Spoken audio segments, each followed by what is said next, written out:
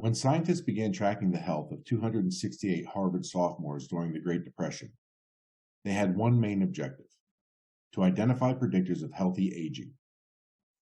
This longitudinal study, which spanned almost 80 years, was expanded to include the men's offspring, rounding the total number of participants to over 1,500. Some of the participants went on to become successful businessmen, doctors, and lawyers. One man, John Kennedy, became president. Another, Ben Bradley, became the longtime Washington Post editor. Others didn't fare as well and became schizophrenics or alcoholics, or both. The men were evaluated at least every 2 years by questionnaires, information from their physicians, and in many cases by personal interviews. Information was gathered about their mental and physical health, career enjoyment, retirement experience, and marital quality. While there were some results that wouldn't be of surprise to anyone today, like together with associated cigarette smoking, alcoholism is the single greatest contributor to the participants' early morbidity, there were some surprising conclusions from the study in regard to our relationships. According to Dr. George Vaillant, the director of Harvard's Study of Adult Development, the study's main conclusion is that the warmth of relationships throughout life has the greatest positive impact on life satisfaction. Put differently, Vaillant says, the study shows that happiness is love, full stop. On this episode of Think Significantly, we are going to talk about how other people influence our happiness and what we can do about that.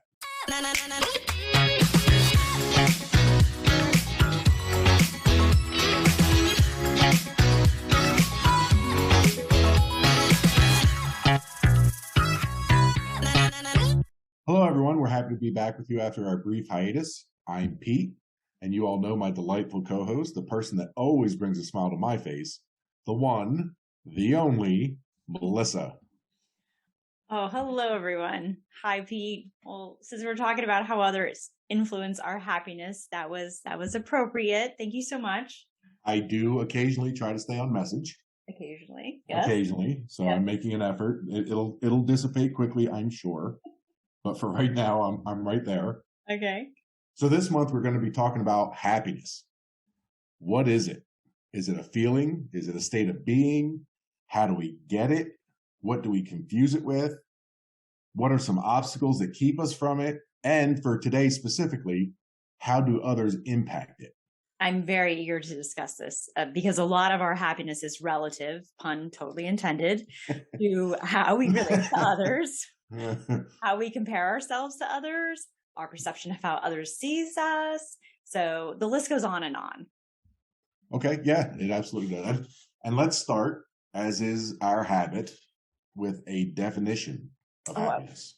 I was afraid you were going to say that because, as you probably already know, Pete, from doing your own research, that there's like 772 million results when you Google definition of happiness. Yep, I absolutely saw that there's quite a variety of interpretations of that word. So because of that, I'm going to suggest that we start each episode this month by sharing just one of those definitions that we found to best encapsulate what happiness is. Okay, well, I'm all about narrowing the playing field, so I'm game. I'm in. Okay, good. So I'll kick it off here. I'm kind of old school, so I thought I'd start with just the Oxford English Dictionary's definition of happy. I mean, that's a standard for definitions, right? Right. Yeah, like it's pretty reliable, I find. So yeah. So their definition of happy is feeling or showing pleasure or contentment. Feeling or showing pleasure or contentment. Okay. All right. Well, succinct. Yeah. Deep. I like it. Yeah, it really is, isn't it? In fact, I jotted down a couple notes here before we started talking that I wanted to make sure I brought up when I shared that definition. All right. I'm here for it. Let's go. So the first is that happiness is not a trait, but a state. It's a trait, not a state. No. It's not a trait. Oh, it's a state. Okay. Yeah. All right. Right. Okay. Yes. It is definitely not something you're going to find in a genome sequence. Yes. I'm agreeing with you. Yes. Right. And the definition says that happiness is feeling or showing. So it can be manifested inwards or outwards, which I found fascinating. Or both, maybe even. Yeah. No, it could certainly be both. Right? Sure. Yeah. And it's not to be confused with the more extreme feelings that sometimes get added to the happy continuum. Mm-hmm. It's not ecstasy, bliss, or joy. Mm-hmm. And I'm positive that in the course of this month, we'll discuss this point. But some people get confused about what happiness is and assume that they don't feel it because they're waiting for something to like blow their hair back. Right. That definition that you posited says happiness is pleasure or contentment, which right. I actually do want to put a pin in for a future discussion. I have more to say about that, but I don't want to derail us, at least not this early. Yeah. Heaven forbid we should get derailed. Heaven forbid we should meander and just converse. God, who are we? What do we think? We have a podcast? Seriously. Yes. But to the point at hand, I think that when people use words like contentment, it can sound like so like yawn, like ho hum. Yeah. But that's really because we live in a first world country where we're bombarded by propaganda that borders on a hedonistic lifestyle. Ooh, I you know what? I love your word choice there. Propaganda? Bombarded. Yes, I do love both of those as well. Yes. But your use of hedonistic is just a perfect transition into what I have down for my first point for today's discussion, and that's hedonic editing. Oh, yes. Cool. I have that down to discuss as well. So that's great. All right. Okay, go ahead. So what hedonic editing is, for those of you not as familiar with the term, is that people tend to prefer to segregate positive and negatives that happen in their lives in a way that they would choose to spread them out. So they prefer multiple events to occur on different days rather than on the same day. Mm-hmm. For example, people would rather receive 2 parking tickets on different days than get 2 parking tickets on the same day. Well, yeah, because otherwise you're like, did you not learn the first time? Yeah. When it says no parking, it means no parking. You would think. You would drive around for the second one until you found one. Clearly, I live in the city. Clearly, like this has ever happened to me, right? Yeah. Yes, exactly. Yeah, parking's not an issue in the burbs, so right. I'll take your word for that. But that also works for positive. So people would rather win 2 raffles on 2 separate days than on the same day. And I feel like that's like to spread out the love. And like similarly to negate some of the negative in regard to the parking tickets, you're just trying to sort of like, spread it out a bit. That's right. Yeah. Right. So for hedonic editing, you're looking to make the like you said, stretch out the good feelings longer. Mm-hmm. And for the negative ones, you want to lessen the impact. Mm-hmm. So spreading them out makes them not as bad. Mm-hmm. But what's super interesting is that there is something called social hedonic editing. Mm-hmm. And what that is it occurs in regard to people dealing with other people in their life, and how they would prefer that good things happen to them and their friend on the same day.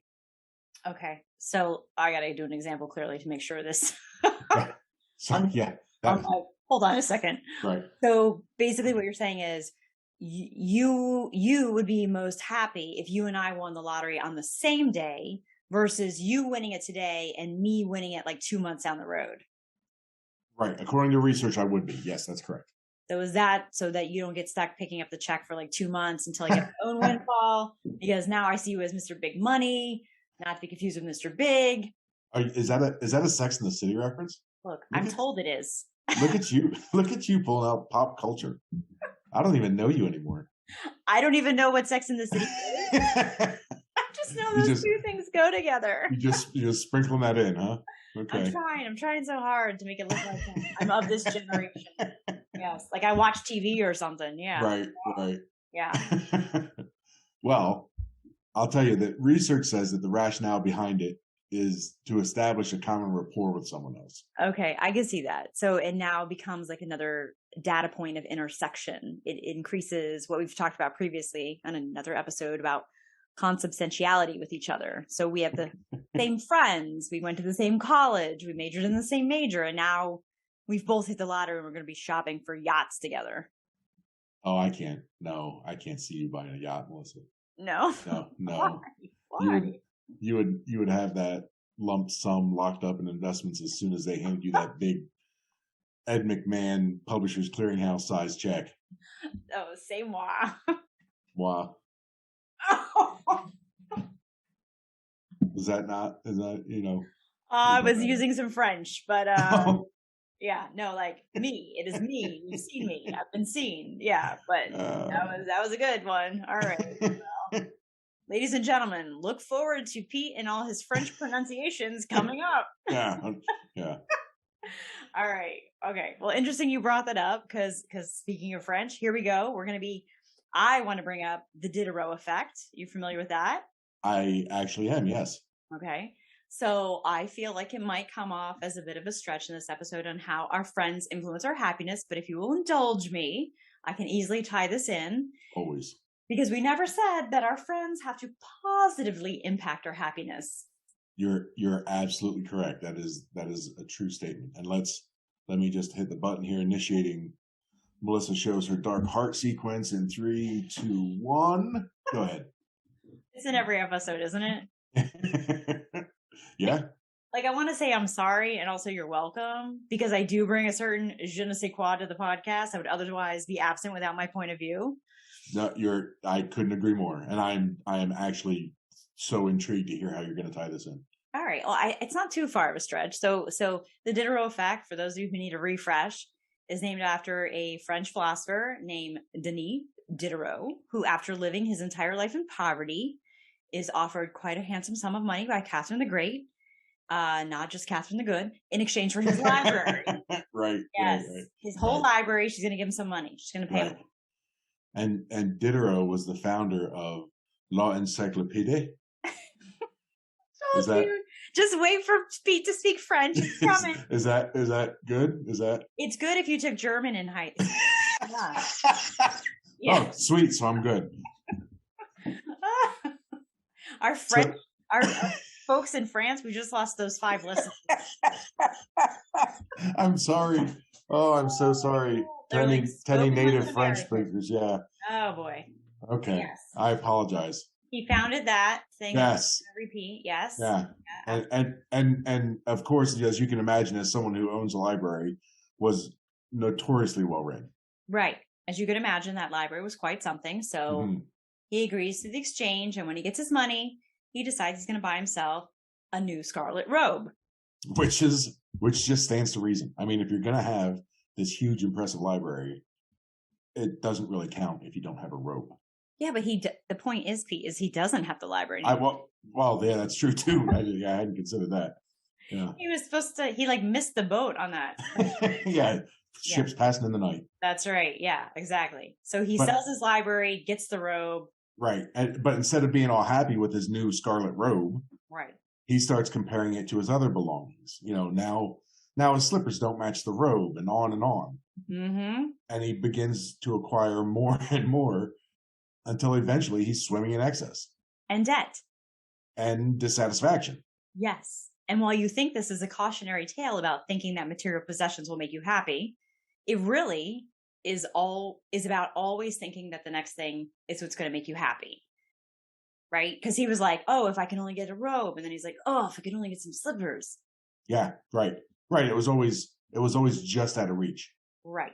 And we can apply this to achievements in life just as equally as we can apply these to slippers and robes. Right. The lesson here is that happiness is really more of a here and now thing. If we hinge happiness solely on an accomplishment or material object, there will always be that feeling of it's something just slightly out of grasp, something that we don't have currently. Right. Right. And I think this goes back to the idea about happiness being a feeling of pleasure or contentment. It isn't that pop rocks kind of feeling, but something more subtle. Mm-hmm. Yeah. And therefore, less fleeting, something that lingers. Absolutely. Yeah, totally. Yeah.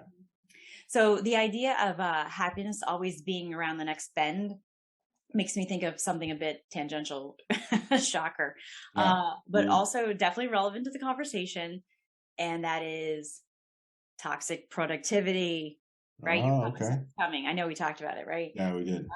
Basically, if we suffer from this notion of never enoughness, well, that always keeps us doing, right? We get into this cycle. Right. And what's interesting about that, Melissa, is that sometimes that endless doing is actually a way to avoid dealing with unresolved feelings that we have. All right. Well, so that's pretty profound. I just have to think about how that ties into happiness. I know it does. I just kind of have to do the math. Yep. I can see the figures circling your head there. Like that meme. Yep, exactly. You're Kira Sedgwick, right? The number. Oh, yes. I'm like with that one actress. Right. Yeah.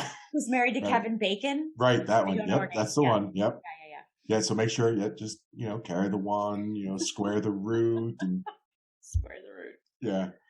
So are you saying that in theory, we sometimes don't want to deal with the hard stuff that would most definitely not make us feel happy? So instead we get ourselves embroiled in the endless to-do list. Yes. Okay. Right. It would be a form of avoidance behavior. Oh, okay. Which, typically I think it's more common for people to take on avoidance behaviors that people see as being wastes of time. But certainly there's a faction of people that take on these high productivity tasks, or this posture of high productivity. And the result of that may mean missing out on things that we enjoy, ensuring that happiness is always going to remain just out of reach. So kind of thereby creating a self-fulfilling prophecy, really. Very potentially. Right. But I also have a bit of a different spin on toxic productivity. And I think that some people find themselves trapped in like this endless spin cycle of tasks because they're trying to get others to give them the recognition they feel they need to be happy. So yeah, it keeps us from dealing with uncomfortable feelings. But for some people, I believe the root of it stems from trying to prove worth to others, which we think will make us happy. Yeah. And as we know, I mean, everybody knows there are some people out there who are like bottomless pits and will suck the marrow out of you and will never be satisfied. But this really ties into the idea of what happiness feels like, right? If it's perpetually just these fleeting pop rocks, fireworks moments, it doesn't take very long to realize that the juice might not be worth the squeeze. Right. And the situation that you're referring to is, just to be clear, you're really working off someone else's agenda, doing things that you think will make them happy, which will provide you by extension with happiness. Right. Exactly. All of that from the guy who sold his library and bought a robe. That's right. Thank you, Diderot. Yes. So sorry that you squandered your windfall on things that did not make you happy, but we appreciate the lesson. Yeah. You know what? And you're just setting me up left and right here, because that was another great segue. When you said setting you up, I was like, what? I was like teeing something up for you. Yes. I was like, I'm not setting you up, man. We're partners. All right. I just came from the volleyball game. That was a set. I'm getting ready to spike. Got it. All right. I'm there. So what you said actually made me think of something else in my notes here that I wanted to talk about, and that's social proof, also known as consensus. Okay. Which is when people behave in a way consistent with people around them. Okay, wait.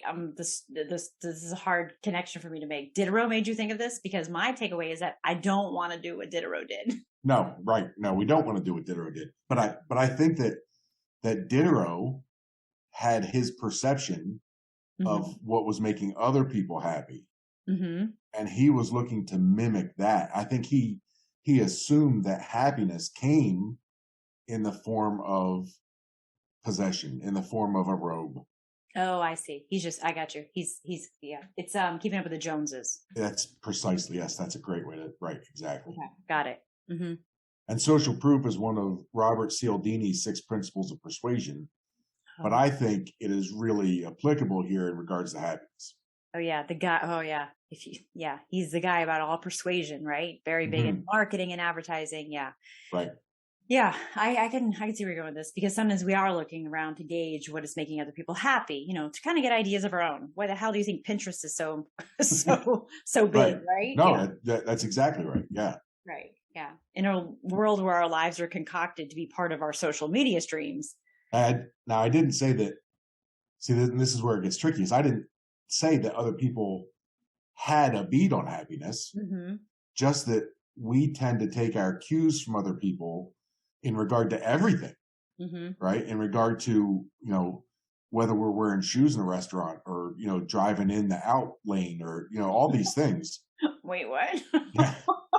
I mean, some of those are laws, but right. Yeah. I'm cool that other people want to do it too. Right. Right. Sure. Especially the driving on the right side of the road. I really appreciate that one. I was thinking of a parking lot that says, don't enter here, or, has those little friendly arrows telling you which way to go, and people never seem to listen to them. Okay. Parking lot. I was thinking of driving in Jersey and thinking, yeah, that's right. I guess it's going to get worse for me. Right. Like, thank you, kind sir, for driving on the proper side of the road. So listeners, come up with your own example there, because clearly I'm flailing here, but I got you. Okay. But we mimic other people's behavior. This is, I mean, honestly, not to do a callback, but you're going to do a callback. Go ahead. Yeah, but it goes back to our shopping cart thing, kind of, where some people felt pressure to return the shopping carts because they thought they were going to be judged by other people around them, and if a parking lot was neat and clean, then a person would be more inclined to put the cart away than if it was dirty. We're taking our cues from those around us. Right. Yeah. So we do that with everything, including happiness. So let's get into the heart of the topic. How do others influence our happiness?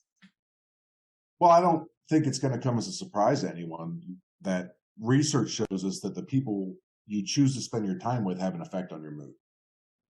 Are you saying that the old poem "Laugh and the world laughs with you, weep and you weep alone" is not exactly accurate?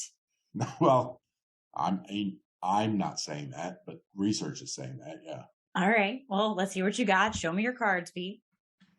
So there's a Dr. William Chopik, who is a social personality psychologist at Michigan State University, and his niche is friendship and attributes.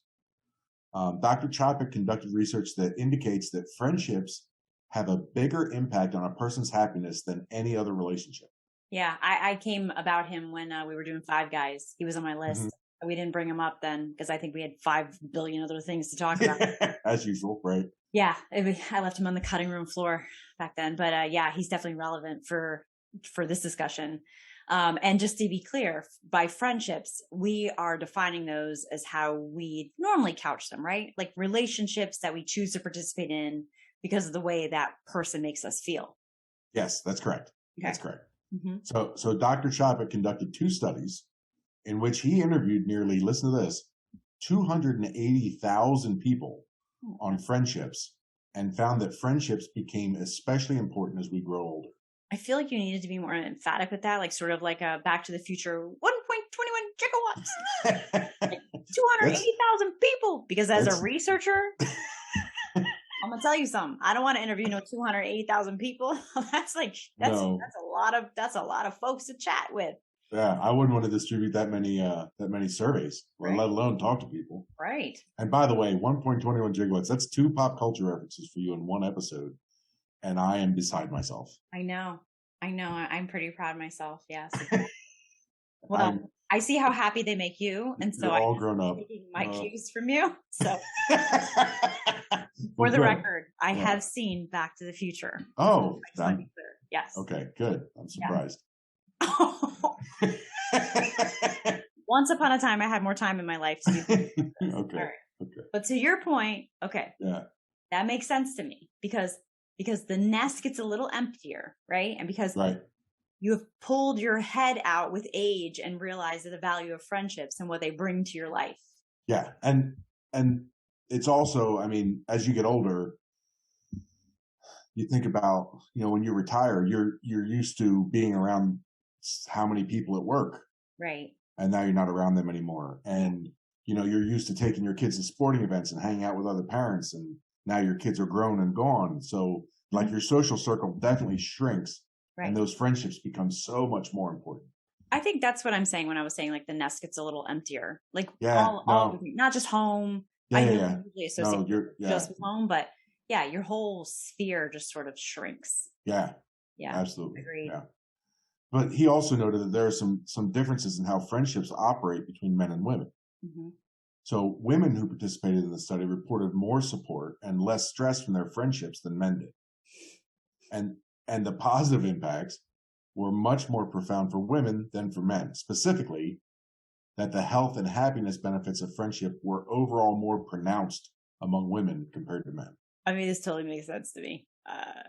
Just both as a person and just as someone like listening to you relay research. I mean, if I'm getting more support and less stress from my relationships, then they're going to be better for me.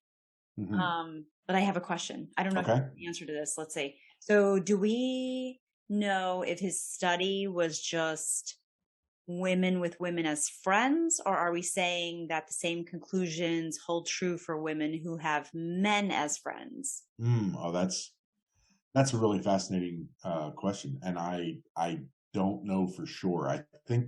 I believe that he was just talking about women and their women friends, but I don't know for certain. Mm-hmm. I was just curious, so I was just trying to think significantly. So right. You're doing a great job. But that also tracks. I mean, friendship is socialized differently among men and women. We've had lots of conversations about this. Yes, we have. Women can have intimate relationships with one another. Society accepts that, but the same is definitely not true for men. Not at all. Right. Especially in our generation and before us. Mm-hmm. I think the younger generations are kind of overcoming that a little bit. Right. They don't care. Right. Yeah. But for many, I think men are impeded from being open and intimate with their male friends because of those social norms, right? Mm-hmm. Well, just look at, if men do have a close relationship, they're said to have a bromance. Like we make fun of it, right? Right. It's right. And that's yeah, sorry, I didn't mean to interrupt you, but no. But I'm just saying those relationships aren't met with the same support and celebration lent to women friendships at all. No, right. No, not typically. And that makes me wonder if men really do get that health and happiness kick, like they do really feel a great deal of value and reward from that friendship, but don't report on it. Mm-hmm. They don't. Yeah, maybe they are feeling it, but they don't want to. It's not cool to say. Right. Yeah. Right. They don't want to be emotionally invested in their friend. Mm-hmm. Right. That's an interesting thought. Yeah. So I feel like we're already off on a little tangent, but before we get any further off on this, there's a point that I want to make sure I make before we drift away. Before we get on that dirt road. Yeah. Yeah. Before we lose the GPS signal. Yeah. Yeah. Right. So the point that I wanted to make is that Dr. Chopik says that if you want to really enjoy a vacation, traveling with your friends is the way to go. Pete, do you find this to be profound? I mean, like, why are you bringing this up? Anyone who's traveled with 2+ kids anywhere knows this. Because if I take you on vacation, I'm not taking your pack and play. I'm not worried if the restaurant in Miami is chicken fingers. You're on your own, man. Why are you making this point? This is like, no shit. Sorry. I mean, yes, that's all true. That's all undeniable. But the good doctor says that the reason that we should vacation with friends is to share that experience and time with a person who makes us feel good, while also getting that face-to-face time with them. Okay. Right? And that deepens our connection with that person, mm-hmm. and strengthens the enjoyment that we get from being around them and how much we enjoy doing things with them. It becomes a bit of a positive feedback loop. Mm-hmm. Right. And we've talked, again, here's another callback for you. We talked about the value of face-to-face communication in our very first episode. Okay. As soon as you started talking about this face-to-face time, I was like this. Oh, he's setting himself up. Yeah. You were I was like, that's why he wants to make this point. Yes. Talk about a positive feedback loop, Pete. That was pretty mad. You're like, he would not let this go back in the first episode, and he's still on it. That's right. Oh my goodness. Oh goodness. Well, okay, to just to get this back up on the road here. Okay, yeah. I found additional research that substantiates what you're saying, and although it's a bit dated, it's from 2008. Oh my. Right? I know, which seems like yesterday, but it was 2 yesterdays ago. Uh-huh. It holds true, and I'm fairly certain that we touched on this episode in Five Guys, and I freaking look at you with the I hate saying that, but if people are like, haven't you already talked about this? This is the longitudinal social network analysis that followed 4,000 plus participants in Framingham, Massachusetts. Okay. These participants formed a social network and were studied for 20 years. Yeah, we definitely talked about this study quite a bit in that episode, as you said. Yeah.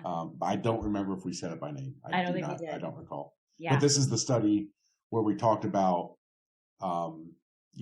if your friend smokes, you're X amount more likely to be a smoker. If someone that lives within a friend that lives within a mile of you becomes happy, you're 25% more likely to become happy yourself. Yes. And the part that I want to highlight is that it isn't just that happy people hang out with happy people. It is that happiness actually spreads. Right. Yes. Right. Okay. People could be like, oh, well, if I don't want to be with the Debbie Downer, I want to hang out with happy people. But that's not what's happening here. It is actually that there's like some level of contagion. Yes. Mm-hmm. Right. Absolutely. Yeah. I remember that now. And if I'm recalling correctly, the study found that similar effects were found in co-resident spouses. So if you lived with your spouse and they were happy, you'd be happier. Mm-hmm. If you had family, siblings, I think, that live within a mile of you that are happy, you tend to be happier. If your neighbors are happier, you'll be happier. Mm-hmm. And I remember that there was a no correlation, which I found interesting, between the happiness of your coworkers and your happiness. That just stuck with me for some reason. That is correct. And I know why it stuck with you, because it seems absolutely bonkers. Like, it's like happiness is a collective phenomenon, just not at work. Yeah, no, it really like, because I mean, honestly, you talk about my neighbors, I see the people at work magnitudes more than I see my neighbors. And yet my neighbors' happiness will impact me and my coworkers won't. Just so weird. It is. But the research concluded that people's happiness depends on the happiness of others with whom they're connected. So maybe the differentiator here is that people don't feel connected to the people they work with. Oh, yeah. Yeah, I mean, possibly. Now I'm thinking. Maybe I have to go back to the original study and see, how are things defined? How are the questions phrased and what have you? Yeah, I'm trying to think of my work relationships. Mm-hmm. Well, I mentioned contagion before, but specifically you and I have talked about emotional contagion before, and I wonder how that relates. Like I wasn't just throwing that term out there for GP. Yeah. Right. Which emotional contagion, which is when people work in groups, they can literally catch emotions from each other. Mm-hmm. Like viruses. Yes. Right. People's feelings literally transfer from one person to the next. Right. And which is fascinating to me, because I always used to refer to a place as having like good or bad energy. And now I feel like, ooh, yay, it's actually scientific, unless I'm like the juju spectrum. You know what I mean? Right. Yeah, no. Like I could feel it, but I just didn't know it was like a real thing, Right. Yeah, you're not reading anybody's aura here. I mean, I am, but also. Right. But it starts out with non-conscious mimicry. Right. Right. So we're gonna shadow another person's nonverbal cues. So they move, the way they stand, their facial expressions. Even if they're frowning, we're gonna frown. Right. And then over time, our emotions and behaviors become synchronized, like our physical manifestations do. Mm-hmm. Yeah, but your Framingham study, and now it's now your Framingham study. Yeah, I like that. Framingham study. Yeah, I'll take that. Is saying that people's happiness in the workplace does not depend on other employees, right? Right. And as I think about it more, I wonder if they weren't talking about just coworkers at large, and not people who worked on teams together, which that could potentially be an explanation for the difference. Right. Because I'm thinking about this now too, because like with your next door neighbor, to some degree, you are kind of working together. You do. Yeah. I mean, somebody's got to mow the grass on that strip between the two houses. That. Right. Yeah.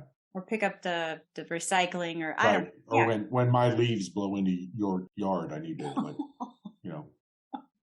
do my part to keep your yard clean. That is some win since we live states apart. So I want you to know. I will now be on the lookout for leaves that are coming from your. Yeah. If they're there, let me know. I'll come over and rake them up. These are clearly Midwest leaves. Yes. All right. Well, I'm going to be thinking about this for a while. Like, what is the difference is? And I'm going to dive into this actually, because now I just can't let it go. Not the leaves part, Pete, but the part about like why are things different at work versus my neighbors and my friends who live a mile away from me. Yeah. Anyway, I'll be thinking about it. That's all I want you to know. No, it's definitely worth thinking about. But I feel like we're drawing to a close on this conversation. I just want to reiterate, even though we're kind of leaving here with a hanging chad, that there's that the people that we surround ourselves with have a definite impact on whether or not we're happy day to day. Yeah, absolutely. And think about also, of course, the role that you play in that too, right?